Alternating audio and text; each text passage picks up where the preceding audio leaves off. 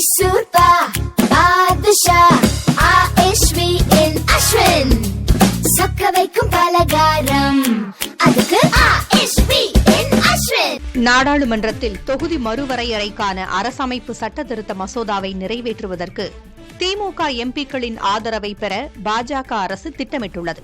தமிழ்நாடு சட்டமன்ற தேர்தலுக்கு பின் தமிழக அரசியலில் நிகழ்ந்த மாற்றங்களால் காங்கிரஸ் தலைமையிலான இந்தியா கூட்டணியில் திமுக தொடர முடியாத நிலை ஏற்பட்டுள்ளது. இதையடுத்து தொகுதி மறுவரையறை மசோதாவிற்கு மக்களவையில் உள்ள 22 திமுக எம்பிக்களின் ஆதரவை பெற பாஜக பல்வேறு திட்டங்களை யோசித்து வருகிறது.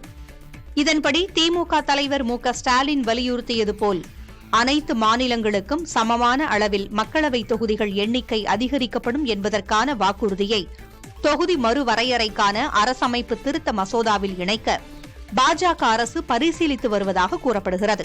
திரிணாமுல் காங்கிரசின் 20 அதிருப்தி எம்பிக்களின் ஆதரவோடு திமுகவின் 22 எம்பிக்களின் ஆதரவும் கிடைத்தால் மக்களவையில் தொகுதி மறுவரையறை அரசமைப்பு சட்டத்திருத்த மசோதாவிற்கு ஆதரவாக வாக்களிப்பவர்களின் எண்ணிக்கை 335 உயரும்.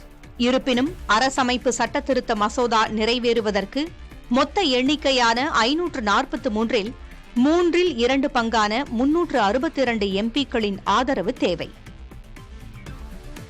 மைசூர் பா பாதுஷா ஆஷ்வி இன் அஸ்வின் சொக்க வைக்கும் பலகாரம் அதுக்கு